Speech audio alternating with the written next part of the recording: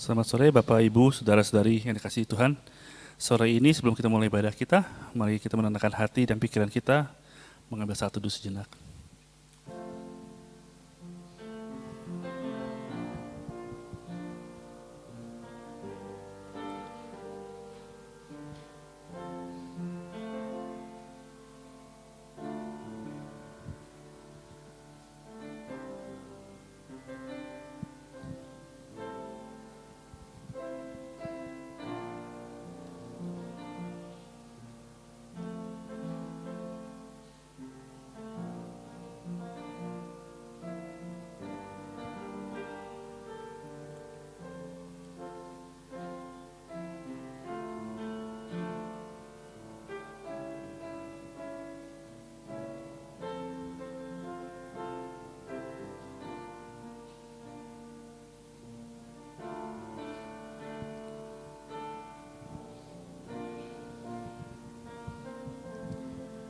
Mari kita memulai dengan menyanyikan lagu Walau Seribu Rebah.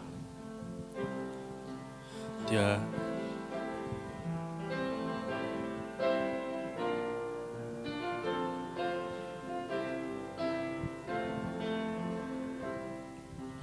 Tiada pernah ku ragukan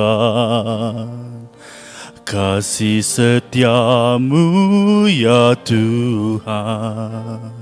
Setiap waktu dalam hidupku tak pernah kau tinggalkan. Meski langit tampak suram, awan gelap pun menghadap. Hadapi badai, lewati gelombang, tak pernah kau tinggalkan diriku. Mari kita berdiri. Walau seribu rebah di sisiku, Kau tetaplah Allah penolongku. Walau 10.000 rebah di kananku, takkan ku goyah sebab Yesus sertaku. Jangan lagu sekali lagi. Tiada pernah ku ragukan kasih setiamu ya Tuhan. Setiap waktu dalam hidupku tak pernah kau tinggalkan. Meski langit tampak suram, awan gelap pun menghadap. Hadapi badai, lewati gelombang, tak pernah kau tinggalkan diriku.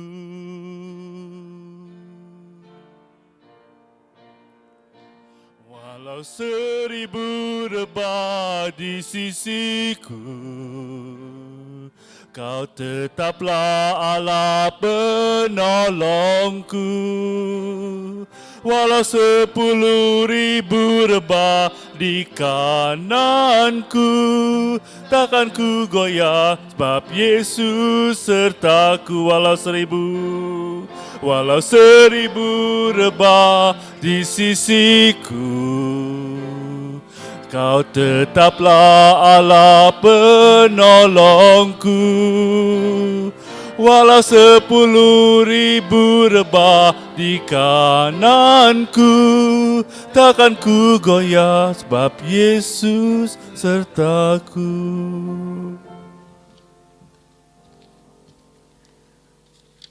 Mari kita sambut kebaktian kita. Saya akan membacakan ayat dari Mazmur 84 ayat 5, 6, dan 7. Berbahagialah orang-orang yang diam di rumahmu, yang terus-menerus memuji Engkau. Berbahagialah manusia yang kekuatannya di dalam Engkau, yang berhasrat mengadakan ziarah. Apabila melintasi lembah Baka, mereka membuatnya menjadi tempat yang bermata air. Bahkan hujan pada awal musim menyelubunginya dengan berkat. Mari kita berdoa. Bapak, terima kasih kami boleh berkumpul kembali ya Tuhan pada hari ini. Suasana tadi cerah ya Tuhan, di mana banyak orang bepergian, tapi kami bermaksud datang ke rumah-Mu. Kami ingin memuji nama-Mu, kami ingin mendengar firman Tuhan. Tolonglah kami ya Tuhan, untuk kami boleh berbakti padamu hari ini, dan memberikan apa yang ada di hati kami kepadamu ya Tuhan, karena kami ingin mencintai-Mu. Kami ingat teman-teman kami yang tidak bisa hadir, mungkin mereka sedang bepergian ataupun sakit, kiranya Engkau mau menolong mereka dan menyertai mereka. Bersamalah dengan kami pada saat ini dari awal sampai akhir. Terima kasih ya Tuhan. Dalam nama Tuhan Yesus Kristus, Tuhan dan Juru Selamat kami. Amin. Marilah kita lanjutkan dengan pujian berikutnya, My Savior, My God.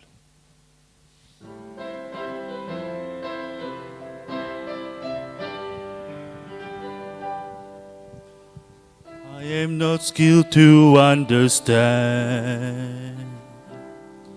what God has willed, what God has planned. I only know at His right hand stand one who is my Savior. I take Him at His word and deed. Christ died to save me, this I read. And in my heart I find a need of Him to be my Savior, that He would leave His place on high and come for sinful men to die. You count His strength, so once did I, before I knew my Savior. Savior loves, my Savior lives, my Savior always there for me. My God He was, my God He is, my God He's always gonna be. My Savior loves, my Savior lives, my Savior always there for me. My God He was, my God He is, my God He's always gonna be. Yes, living, dying, let me breathe. My strength, my solace from this spring. That He who lives will be my King. Once died to be my Savior, that He would leave His place on high and come for sinful men to die. You count His strength, so once did I, before I knew my Savior. My Savior loves, my Savior lives, my Savior always there for me.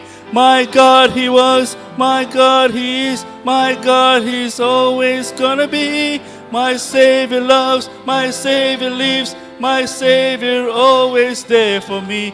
My God He was, my God He is, my God He's always gonna be. I am not skilled to understand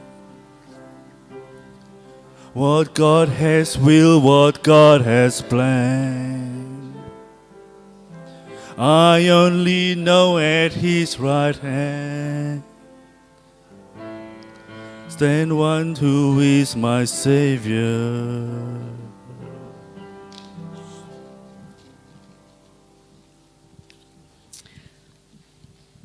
Pengumuman untuk Silakan minggu duduk. ini. Seluruh majelis menyambut semua jemaat yang berbakti pada hari ini, baik secara face to face maupun secara online. Kiranya firman Tuhan dan persekutuan pada hari ini dapat memberikan kita sukacita dan berkat bagi kita. Kiranya dapat juga membantu kita untuk bertumbuh dalam pengenalan akan Alkitab, saling menguatkan dan membuat kita semakin rindu untuk lebih dekat kepada Tuhan kita Yesus Kristus. Kami mengundang jemaat untuk dapat hadir dan mengikuti kebaktian di gedung Gereja Bowin Baptist Church. Apabila berhalangan datang, dapat bergabung secara online melalui Zoom meeting yang tertera di buletin ini. Untuk khotbah minggu ini dan minggu-minggu yang telah berlalu, dapat didapatkan di YouTube dengan menggunakan link YouTube yang juga tertera di buletin ini. Untuk pengumuman persekutuan doa bersama, seluruh jemaat diundang untuk dapat mengikuti persekutuan doa yang bersama yang diadakan setiap hari Kamis, setiap minggu pertama, ketiga, dan kelima jam 7 malam. Jadi bukan lagi setiap minggu, tapi 3 kali, mungkin 2-3 kali 1 bulan. WhatsApp grup doa ini bersama SBI. Bagi jemaat lain yang ingin ikut mengundang orang lain ataupun mempunyai pokok doa yang ingin didoakan, kiranya dapat menghubungi koordinator acara doa ini, yaitu Saudari Diana J. Melalui nomor WhatsApp-nya, yaitu ada juga tertera di sini. Untuk persekutuan pemahaman Alkitab, PA bersama akan diadakan melalui Zoom yang dipimpin oleh Pendeta Ignatius Seta, yaitu pada hari Kamis tanggal 28 Juli jam 19.30 sampai selesai. Dan Zoom meeting ID ini ada tertera di sini, dan bila ada yang mengingini ikut akan didapatkan undangan. Bagi jemaat yang tertarik untuk mengikuti acara PA ini atau ingin mengundang orang lain bergabung, kiranya dapat menghubungi majelis Bapak Edwin Haryanto untuk informasi Zoom ini, yang juga akan masuk ke dalam WhatsApp grup SBI Official Announcement.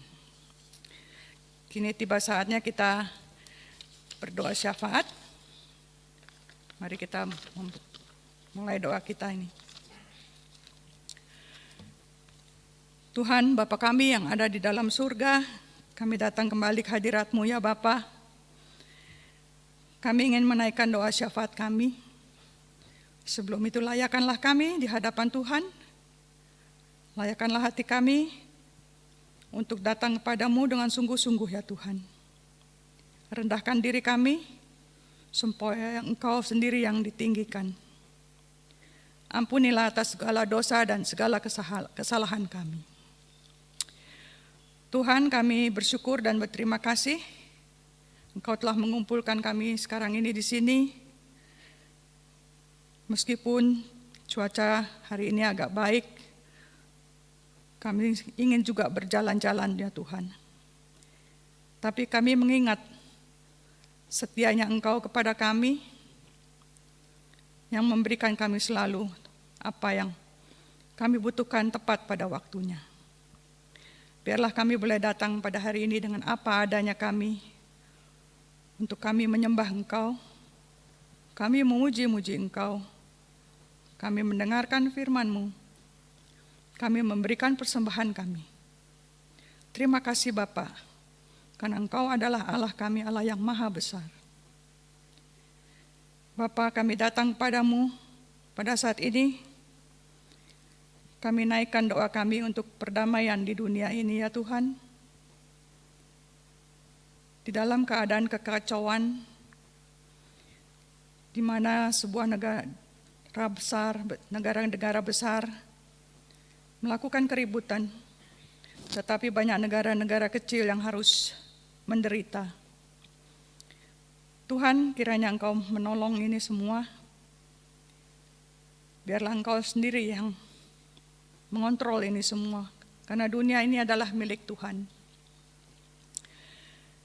Biarlah inflasi yang ada di setiap negara bisa ditekan, dan pemimpin-pemimpin negara bisa bersama-sama bekerja sama untuk bisa mengurangi keadaan seperti ini. Sehingga banyak negara-negara yang mempunyai rakyat yang kekurangan boleh dicukupkan. Bapa, juga begitu juga dengan pandemi yang COVID yang menaik lagi, dengan varian-varian baru. Kiranya Engkau juga menolong untuk menjaga biarlah ia tidak akan terus bertambah-tambah, tetapi akan berkurang. Begitu juga dengan penyakit-penyakit lain ya Tuhan. Seperti monkeypox atau foot and mouth disease. Kiranya boleh Engkau cegah, terutama untuk masuk ke Australia ya Tuhan. Tuhan, kami serahkan dunia ini ke dalam tangan Tuhan. Bapa, kami bersyukur dan berterima kasih untuk rehabilitasi untuk Pak Effendi dan Lucy. Kiranya Engkau akan berkenan untuk terus memelihara mereka dan menjaga mereka, sehingga mereka boleh mendapatkan kesembuhan yang sempurna ya Tuhan. Sehingga kami boleh bersama-sama bergembira kembali, berbakti bersama-sama, untuk selalu datang ke hadirat-Mu bersama-sama di rumah-Mu ya Tuhan. Kami berdoa bagi yang sakit, kiranya juga Engkau akan terus menilik, memberikan kesembuhan bagi mereka yang menderita ya Bapa. Peliharakanlah kami jemaat SBI ini khususnya ya Tuhan, untuk kesehatan kami masing-masing, sehingga kami masih boleh tetap beraktivitas, melakukan apa-apa yang kami harus lakukan. Begitu juga di dalam pelayanan di SBI. Tuhan, kami naikkan semuanya ini kepadamu. Kami naikkan doa kami untuk SBI juga ya Tuhan, supaya Engkau terus memelihara. Engkau telah menolong kami dengan segala apa yang telah Engkau berikan kepada SBI. Dan kami yang boleh melayani Tuhan, berilah kami hikmat-Mu ya Tuhan, kekuatan dan kebijaksanaan daripada-Mu, sehingga kami akan terus tekun dan tidak akan pergi dari hadirat-Mu. Karena kami percaya apa yang kami lakukan itu adalah tidak sia-sia. Karena Engkau adalah Tuhan kami, Tuhan yang mengasihi kami. Tuhan, kami naikkan juga pergumulan dari setiap jemaat kami di sini. Di dalam hati mereka ada pergumulan masing-masing yang kami tidak ketahui, tapi Engkau Maha mengetahuinya ya Tuhan. Kiranya Engkau tolong, Engkau mau menjawab doa-doa kami ini di sini semuanya. Sebentar kami akan mendengarkan firman ya Tuhan. Kiranya Engkau tolong kami untuk mengerti firman-Mu. Biarlah pendeta Bagus boleh membawakannya dengan baik ya Tuhan. Biar Engkau sendiri yang berbicara melalui mulut dan bibir beliau ya Bapa. Tolong kami untuk fokus ke dalam firman-Mu ini ya Tuhan. Jauhkan pikiran kami dari yang tidak baik, yang mengganggu kami untuk dekat kepadamu. Terima kasih ya Tuhan. Kami serahkan semua doa yang tidak sempurna ini ke dalam tangan dan kasih-Mu saja. Biarlah semuanya itu menjadi kehendak-Mu saja. Di dalam nama Tuhan Yesus Kristus, Tuhan dan Juru Selamat kami. Amin. Kini kita saatnya memberikan persembahan kita. Saya akan membacakan sebuah ayat dari Mazmur 52 ayat 10.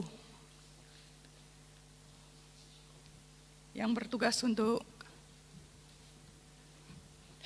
saya bacakan dulu, saya sering lupa di sini. Mazmur 52 ayat 10. Tetapi aku ini seperti pohon zaitun yang menghijau di dalam rumah Allah. Aku percaya akan kasih setia Allah untuk seterusnya dan selamanya. Selama persembahan diajarkan, mari kita menyanyikan lagu Intan dan Permata.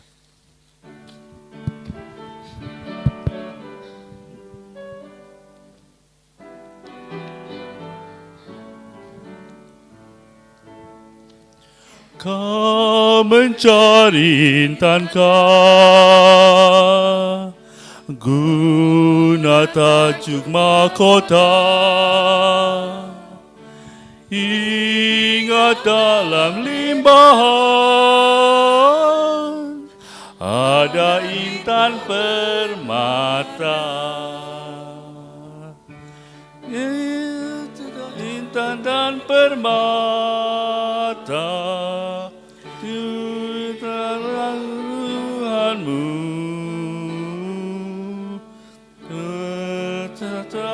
kepadanya guna tajuk rajamu.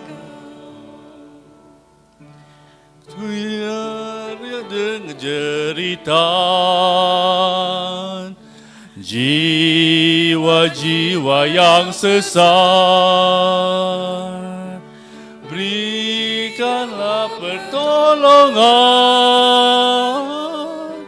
bagi orang yang benar. Cari intan dan permata, jiwa bagi Tuhanmu.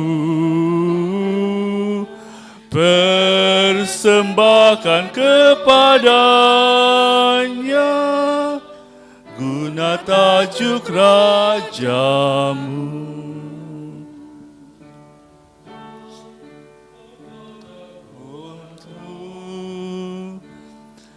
Intan yang disucikan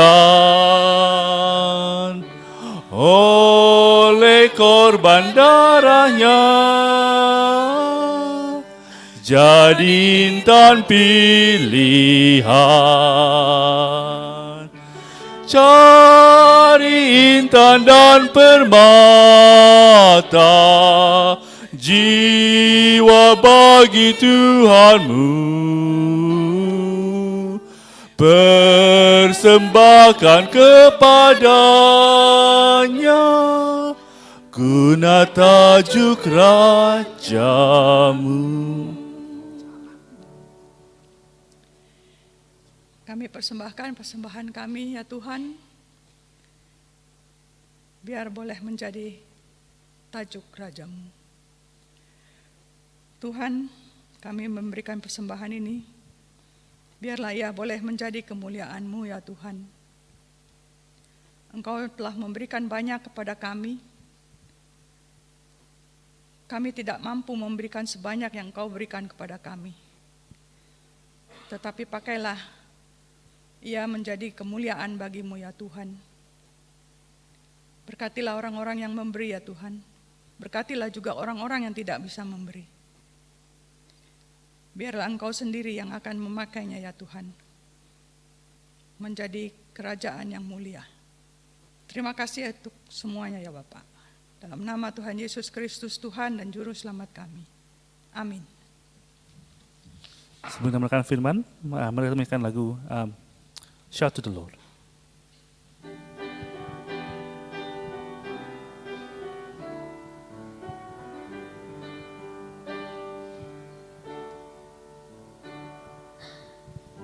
My Jesus, my Savior, Lord, there is none like you. All of my days, I want to praise the wonders of your mighty love. My comfort, my shelter, tower of refuge and strength, let every breath, all that I am, never cease to worship you. Shout to the Lord, all the earth, let us sing. Power and majesty, praise to the King. Mountains bow down and the seas will roar at the sound of your name. I sing for joy at the work of your hands. Forever I love you, forever I'll stand. Nothing compares to the promise I have in you. Lagu ini sekali lagi, My Jesus. Oke, makin berdiri, let us stand. My Jesus, my Savior, Lord, there is none like you. All of my days, I want to praise the wonders of your mighty love. My comfort, my shelter, tower of refuge and strength. Let every breath, all that I am, never cease to worship you. Shout to the Lord, all the earth, let us sing. Power and majesty, praise to the King. Mountains bow down and the seas will roar at the sound of your name. I sing for joy at the work of your hands. Forever I love you, forever I'll stand. Nothing compares to the promise I have in. Shout to the Lord, all the earth, let us sing. Power and majesty, praise to the King. Mountains bow down and the seas will roar at the sound of your name. I sing for joy at the work of your hands. Forever I love you, forever I'll stand. Nothing compares to the promise I have in you. Mari kita satukan hati di dalam doa. Mari kita berdoa. Ketika kami mengangkat pujian kami, tak ada satupun yang dapat menggoyahkan iman kami kepadamu. Tuhan, kami menyanyikan pujian ini di dalam kesadaran. Kami sering gagal, kami sering tidak mampu, kami sering tidak dapat menguasai diri kami dan tidak dapat mengendalikan apa yang terjadi di sekitar kami. Tolong kami ya Bapa, supaya ketika kami belajar untuk mengarahkan hidup, diri dan hati kami kepada Tuhan, sekali lagi melalui pembacaan Alkitab, melalui perenungan firman Tuhan, kami boleh diingatkan, kami boleh disadarkan, kami boleh diajarkan bahwa kami membutuhkan Engkau. Di sini kami ya Tuhan. Tolong kami supaya kami boleh belajar, supaya kami dapat bersandar hanya kepada Tuhan sekali lagi. Dan ketika kami merenungkan firman Tuhan hari ini, kami boleh diingatkan betapa tangan Tuhan ada bersama-sama dengan kami. Dan betapa hidup kami adalah sebuah persembahan yang kami berikan hanya kepada Tuhan. Demi nama Tuhan kami Yesus Kristus, Tuhan dan Juru Selamat kami yang hidup, Allah kami yang setia, kami berdoa mengucap syukur dan berharap hanya kepadamu. Amin. Jemaat dipersilakan duduk. Saya undang kita untuk membuka Alkitab kita dari bagian Alkitab yang sudah Anda lihat di dalam buletin gereja hari ini. Ester pasal yang kedua ayat 1 sampai dengan ayat yang ke-18. Ester pasal yang kedua ayat 1 sampai dengan ayat yang ke-18. Saya akan bacakan untuk saudara sekalian. Sesudah peristiwa-peristiwa ini, setelah kepanasan murka Raja Ahasveros surut, terkenanglah Baginda kepada Vasti dan yang dilakukannya dan kepada apa yang diputuskan atasnya. Maka sembah para biduan raja yang bertugas kepada Baginda, Hendaklah orang mencari bagi raja gadis-gadis, yaitu anak-anak dara yang elok rupanya. Hendaklah raja menempatkan kuasa-kuasa di segenap daerah kerajaannya, supaya mereka mengumpulkan semua gadis, anak-anak dara yang elok rupanya di dalam benteng Susan, di balai perempuan, di bawah pengawasan Hegai, sida-sida raja, penjaga para perempuan. Hendaklah diberikan wangi-wangian kepada mereka, dan gadis yang terbaik pada pemandangan raja, baiklah ia menjadi ratu ganti Vasti. Hal itu dipandang baik oleh raja, dan dilakukanlah demikian. Pada waktu itu ada di dalam benteng Susan seorang Yahudi yang bernama Mordekai bin Yair bin Simei bin Kish, seorang Benyamin, yang diangkut dari Yerusalem sebagai salah seorang buangan yang turut dengan Yehonya, Raja Yehuda, ketika ia diangkut dalam pembuangan oleh Raja Nebukadnezar, Raja Babel. Mordekai itu pengasuh Hadasa, yakni Esther, anak saudara ayahnya. Sebab anak itu tidak beribu bapa lagi. Gadis itu elok perawakannya dan cantik parasnya. Ketika ibu bapaknya mati, ia diangkat sebagai anak oleh Mordekai. Setelah titah dan undang-undang raja tersiar dan banyak gadis dikumpulkan dalam benteng Susan di bawah pengawasan Hegai, maka Esther pun dibawa masuk ke dalam istana raja di bawah pengawasan Hegai, penjaga para perempuan. Maka gadis itu sangat baik pada pemandangannya dan menimbulkan kasih sayangnya, sehingga Hegai segera memberikan wangi-wangian dan pelabur kepadanya, dan juga 7 orang dayang-dayang yang terpilih dari isi istana raja, kemudian memindahkan dia dengan dayang-dayangnya ke bagian yang terbaik di dalam balai perempuan. Esther tidak memberitahukan kebangsaan dan asal usulnya karena dilarang oleh Mordekai. Tiap-tiap hari berjalan-jalanlah Mordekai di depan pelataran balai perempuan itu untuk mengetahui bagaimana keadaan Esther dan apa yang akan berlaku atasnya. Tiap-tiap kali seorang gadis mendapat giliran untuk masuk menghadap Raja Ahasveros, dan sebelumnya ia dirawat menurut peraturan bagi para perempuan selama 12 bulan, sebab seluruh waktu itu digunakan untuk pemakaian wangi-wangian, 6 bulan untuk memakai minyak mur, 6 bulan lagi untuk memakai minyak kasai, serta lain-lain wangi-wangian perempuan. Lalu gadis itu masuk menghadap raja, dan segala apa yang dimintanya harus diberikan kepadanya untuk dibawa masuk dari balai perempuan ke dalam istana raja. Pada waktu petang ia masuk, dan pada waktu pagi ia kembali. Tetapi sekali ini ke dalam balai perempuan yang kedua di bawah pengawasan Sasgas, sida-sida raja, penjaga para gundik. Ia tidak diperkenankan masuk lagi menghadap raja, kecuali jikalau raja berkenan kepadanya dan ia dipanggil dengan disebutkan namanya. Ketika Esther, anak Abihail, yakni saudara ayah Mordekai, yang mengangkat Esther sebagai anak, mendapat giliran untuk masuk menghadap raja, maka ia tidak menghendaki sesuatu apapun selain daripada yang dianjurkan oleh Hegai, sida-sida raja, penjaga para perempuan. Maka Esther dapat menimbulkan kasih sayang pada semua orang yang melihat dia.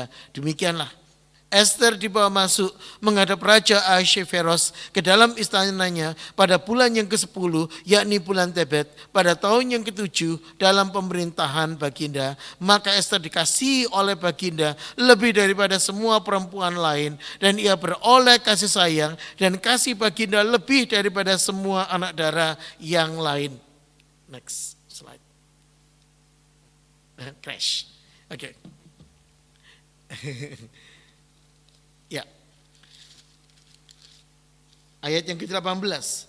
Kemudian maka Esther dikasihi oleh Baginda lebih daripada semua perempuan lain, dan ia beroleh sayang dan kasih Baginda daripada semua anak dara lain, sehingga Baginda mengenakan mahkota kerajaan ke atas kepalanya dan mengangkat dia menjadi ratu ganti Vasti. Kemudian diadakanlah oleh Baginda suatu perjamuan bagi semua pembesar dan pegawainya, yakni perjamuan karena Esther.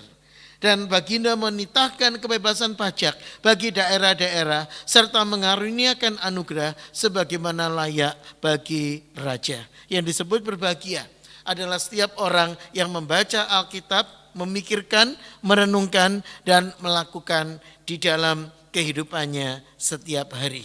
Saudara-saudara, ketika kita membaca bagian dari kitab Esther, Pertanyaan yang muncul di benak kita adalah mengapa kita perlu memiliki kitab ini?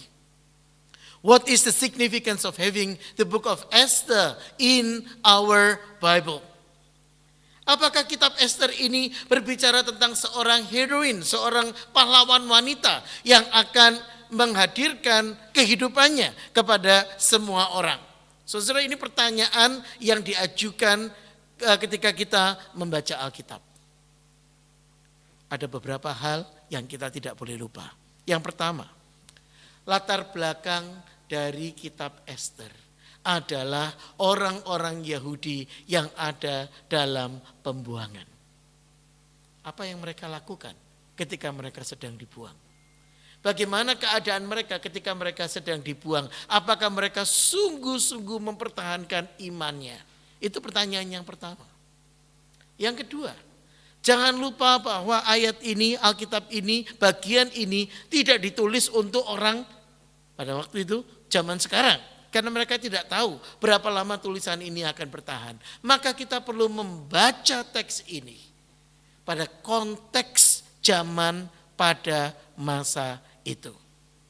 It is very important to read this passage not in the light of the modern era, but in the light of what was intended to be. Back then, when the book was first written to the first reader. Saudara, kitab Esther adalah kitab yang dituliskan penuh dengan konteks. Dan pembaca penerimanya adalah orang-orang Israel, orang-orang Yahudi, orang-orang yang mengetahui tentang berbagai hukum Israel pada masa itu. You see, the book of Esther was written firstly to the readers who has query in their mind. What happened to the people who was being in the exile? People who live back then in the land of Babel. Do they keep their faith or not? Saudara, kitab Esther adalah kitab yang dituliskan bukan untuk menunjukkan kebesaran, kehebatan seorang yang percaya kepada Tuhan. Tetapi justru untuk menunjukkan pergumulan, kelemahan di tengah ketidaktahuan kehidupan. Saudara, ini mungkin kalimat yang terlalu berani untuk diucapkan. Bagaimana bisa Alkitab ditulis menceritakan tentang seorang yang kurang iman?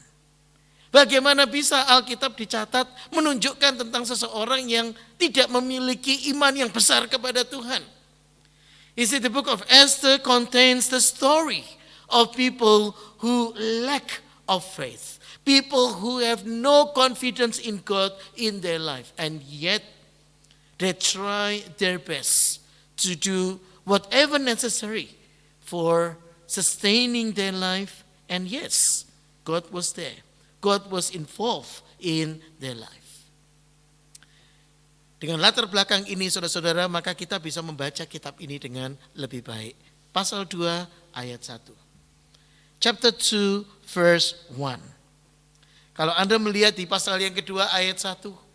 Sesudah peristiwa-peristiwa ini, setelah kepanasan murka Raja Ahasveros surut, terkenanglah baginda kepada Vasti dan yang dilakukannya kepadanya dan kepada apa yang diputuskan atasnya.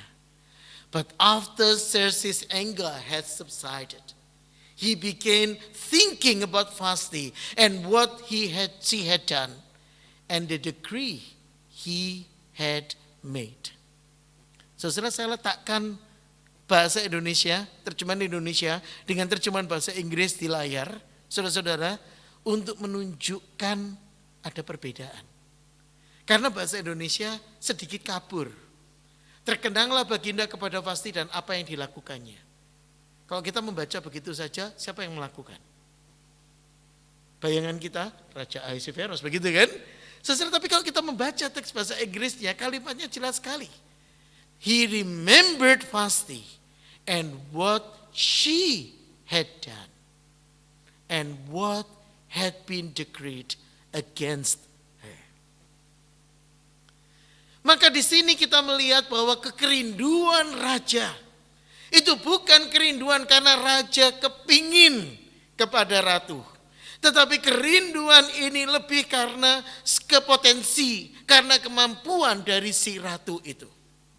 When the Bible recorded about the thinking, the thought that the King Ahasuerus had, King Xerxes had toward Vashti, this is not about he missed her.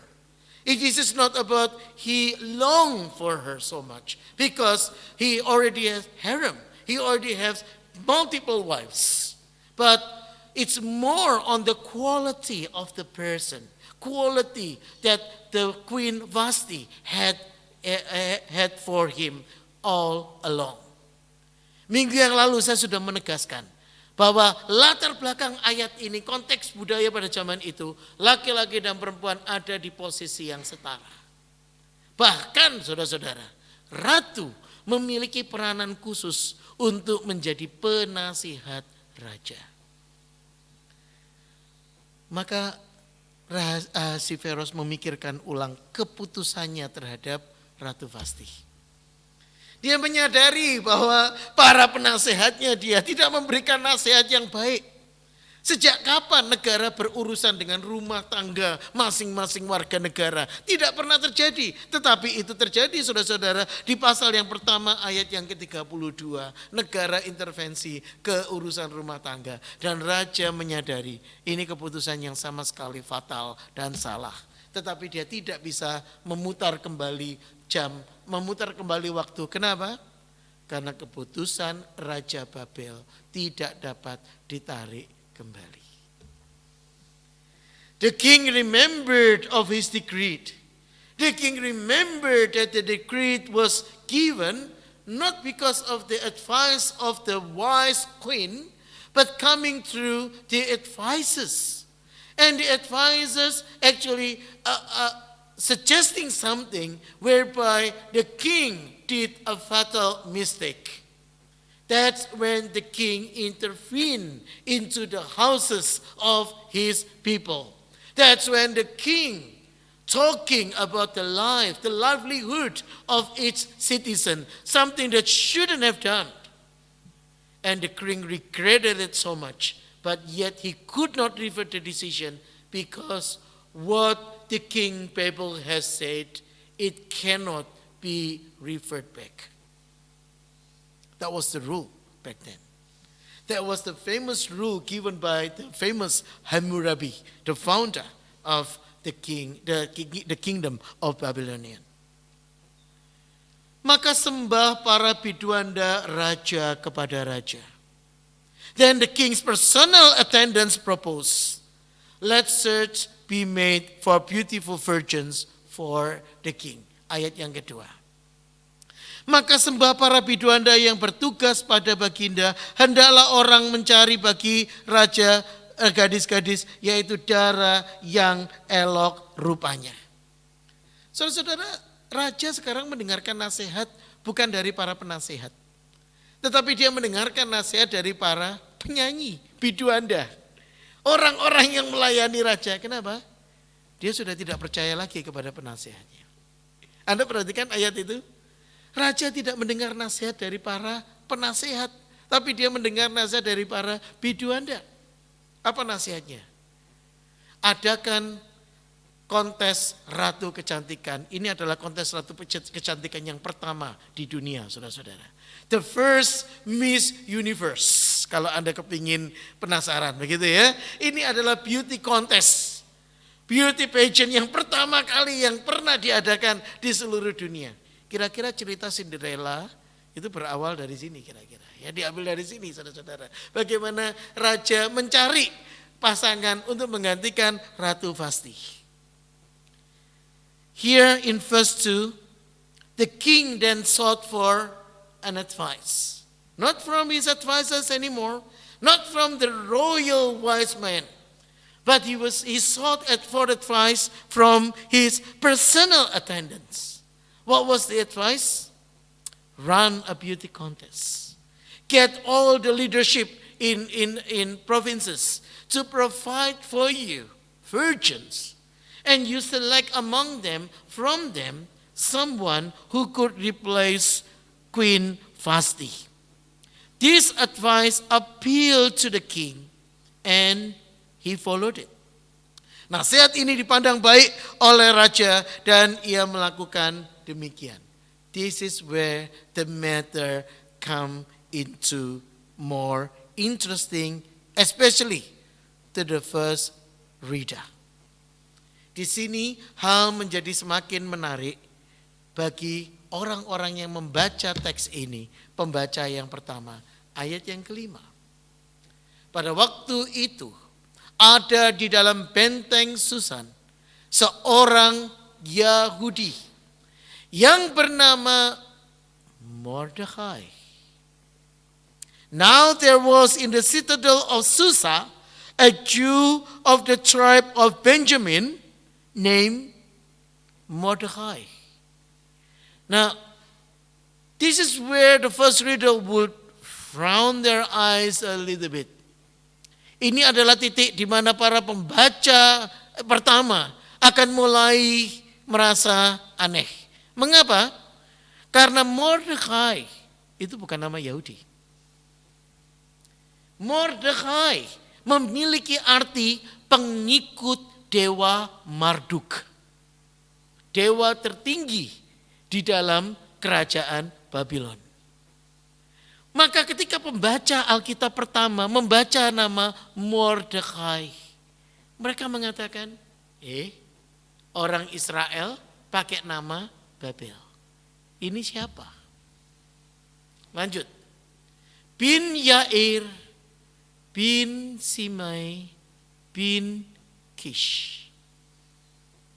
Saudara, kalau Anda adalah pembaca Alkitab yang gemar sekolah, yang dulu ikut sekolah minggu, Anda pasti tahu bahwa nama ini bukan nama yang asing. Dan karena itu kalimat berikutnya jadi make sense, lebih masuk akal. Yang diangkut dari Yerusalem sebagai salah seorang buangan yang turut dengan Raja Yehonya, Raja Yehuda. Ketika ia diangkut ke dalam pembuangan oleh Raja Nebukadnezar, bagaimana bisa dia ikut dalam rombongan raja? Jangan-jangan dia adalah bangsawan. Jangan-jangan Mordekai ini adalah keturunan raja. Kalau Anda menduga demikian, maka dugaan Anda tidak salah. Karena di dalam sejarah Israel ada seorang raja yang bernama Saul bin Kish. Seorang Benyamin. Mordekai adalah keturunan dari keluarga Saul. Dan saudara-saudara, ini membuat pembaca pertama menjadi, kenapa bukan keturunan Daud? Kenapa harus keturunan Saul yang mengambil peranan dalam bagian ini? Dan saudara-saudara, maka ketika Anda membaca keseluruhan bagiannya, Anda semakin menyadari kenapa dia melakukan apa yang dia lakukan. Apa reputasi Saul? Apa reputasi dari seorang Raja Saul? Dia terkenal sebagai raja yang baik selama 20 tahun. Sesudah 20 tahun, masuk masa pemerintahan yang kedua, 20 tahun berikutnya, dia menjadi raja yang super brengsek. Dia menghalalkan segala cara.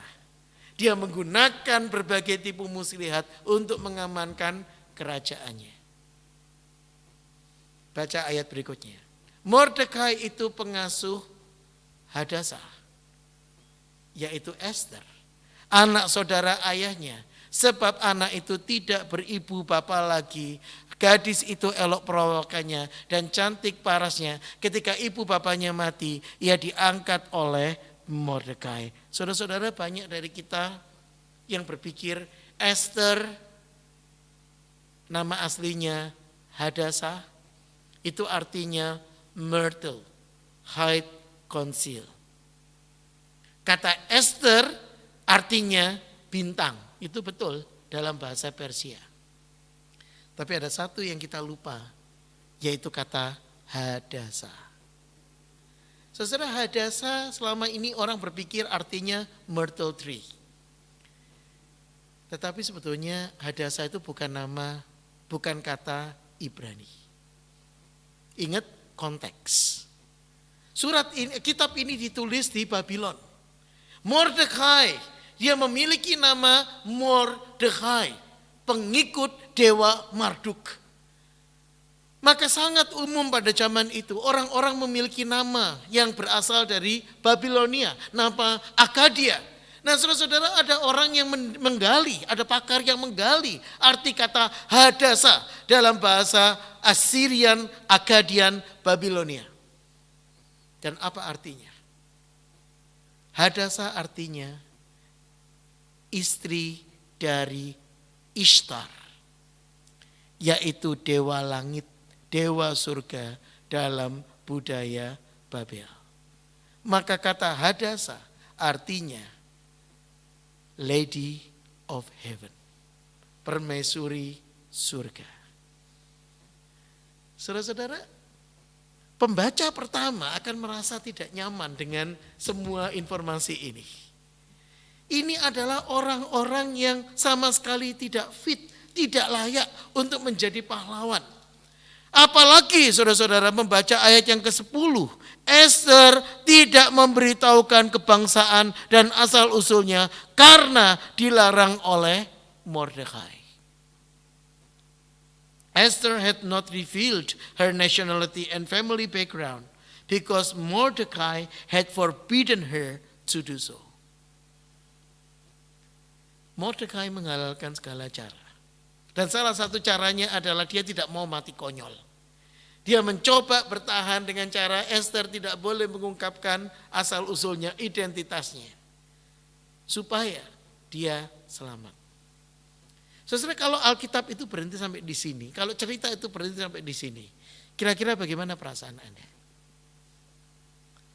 Saudara, saya yakin Anda akan merasa seperti yang saya juga rasakan, tidak nyaman. Bagaimana seorang pahlawan iman dapat memiliki kelakuan yang seperti ini?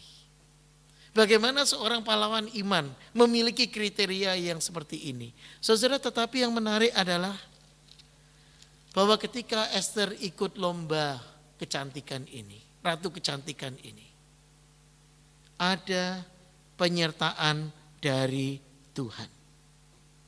Esther mendapatkan perhatian dari Hegai, yaitu sida-sida yang khusus mengawal tempat para gundik raja. Esther diberikan ekstra perhatian, yaitu dia menerima 7 dayang-dayang yang terpilih dari istana raja. Esther dipisahkan dari ruangan para gundik dan dia kemudian diletakkan di tempat yang terbaik di dalam balai perempuan, ayat yang ke-9. Esther mendapatkan tips dari Hegai ketika dia harus datang menghadap raja. Dia diberitahu apa yang menjadi kesukaan raja, apa yang akan menarik perhatian banyak orang. Esther, anak Abihail, mendapatkan perhatian dari raja dan semua orang yang ada di sekitarnya. Dan saudara-saudara, cerita dilanjutkan dengan Esther terpilih menjadi ratu. Dipilih menjadi ratu, menggantikan Vasti. Kenapa?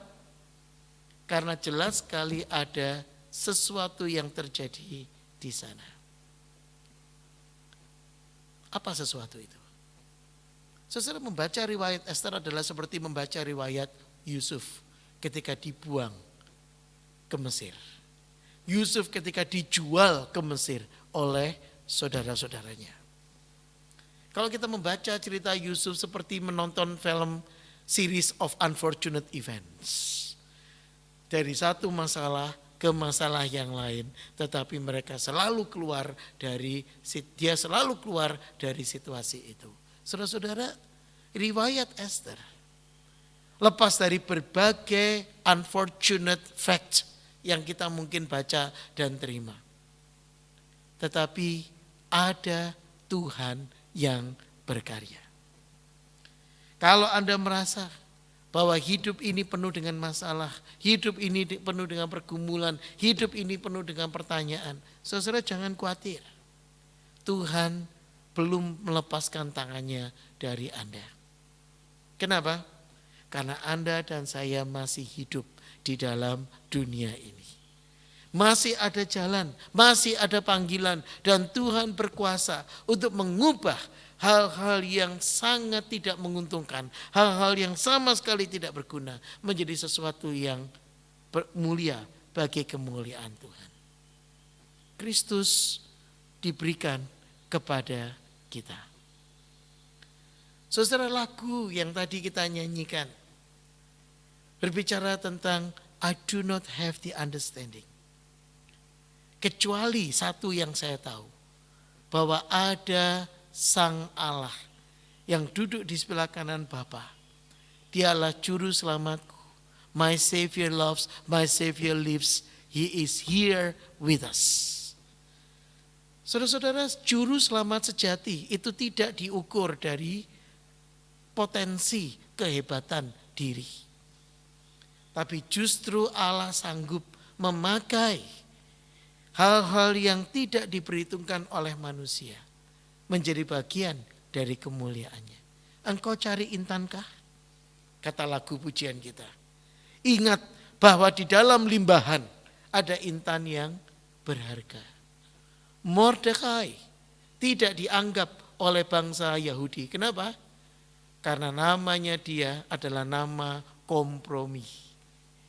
Dia keturunan dari keluarga Saul, raja yang ditolak oleh raja. Maka dia tidak layak untuk menjadi pahlawan bagi Israel. Hadassah, nama asli dari Esther, mempunyai arti permaisuri surga bagi orang Babylon. Tetapi Tuhan memakai orang-orang yang tidak layak ini menjadi penyelamat bagi bangsanya. Kristus hidup, memberikan kita kehidupan, memberikan kita keselamatan. Bukan karena kemampuan kita, bukan karena kehebatan kita, tapi karena Allah mau berkarya di dalam kehidupan kita. Setiap peristiwa yang terjadi dalam sejarah manusia adalah cara Allah, karya Allah untuk membawa kemuliaan bagi namanya. Adakah hidup kita siap kita persembahkan bagi kemuliaan Tuhan? Mari kita berdoa. Kami datang di dalam ketidakberdayaan. Kami menghampiri Engkau di dalam ketidakmampuan kami. Di dalam kesadaran sebagaimana tadi yang Bu Gebi doakan. Pengetahuan bahwa kami adalah gereja yang secara ukuran kecil. Tetapi Tuhan masih melimpahkan sayang-Mu. Tuhan melimpahkan sayang-Mu kepada setiap kami. Tolong kami ya Bapa, supaya kami boleh hidup berkenan bagi Tuhan. Pimpin kami ya Tuhan, supaya kami boleh dipakai menjadi alat yang memuliakan Engkau. Karena kami tahu tanpa Engkau kami tidak dapat berbuat apa-apa. Demi nama Tuhan kami Yesus Kristus, Tuhan dan Juru Selamat kami yang hidup, kami serahkan diri kami, pergumulan kami, ketidakberdayaan kami ke dalam tangan-Mu. Amin. Sebagai penutup, mari kita menyanyikan lagu Hanya Kristus Harapanku, In Christ Alone. Mari kita berdiri. Let's stand.